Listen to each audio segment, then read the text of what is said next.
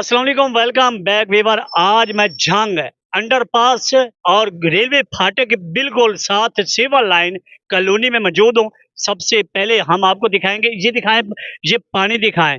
ये है civil line colony का हशर। एक तरफ सुथरा पंजाब और दूसरी तरफ पूरा झंग बहरान और सीवरेज पानी के निशाने पर।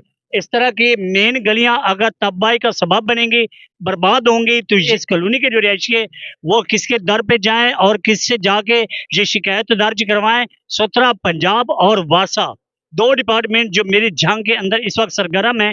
और मैं सबसे पहले ये वासा वालों को कहूंगा कि सर, आप लोगों को चार्ज मिल चुका है। सर, आप लोगों को ये अंडर आता है सेवरेज निज़ाम। सर, ये कैंडली हम पहले बल्दे से तंग थे, अब ये न हो कि हमें वासा के खिलाफ भी बोलना पड़े।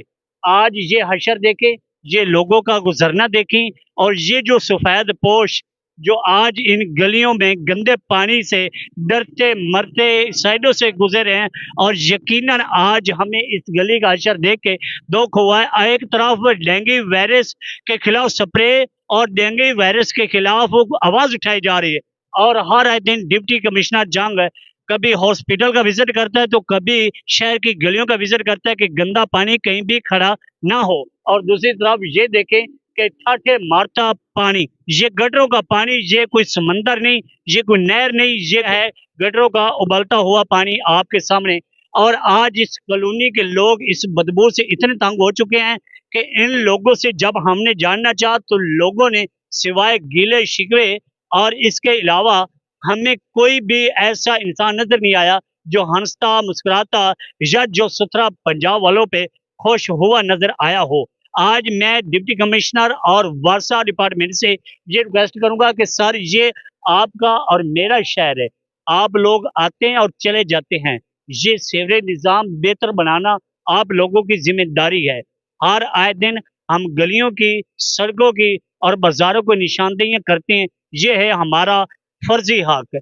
लेकिन इस पे अमल दरामद करना और ये गलियों को साफ करवाना इंतजामिया का काम है। एक तरफ हमें एक एक माँ की नजरबंदी का सुनाया जा रहा है, कसूर सिर्फ इतना है कि मैं हकीकत बयान करता हूँ और निशानदेहियां करता हूँ, और दूसरी तरफ मेरे जंग की गलियां सेवरेज पानी के निशाने पर, मेरे जंग की गलियां आज सेवरेज पानी ने अपनी लपेट में ले रखी है। लोगों का जीना मुहाल करके रख दिया, लोगों का गुजरना मुश्किल हो चुका है।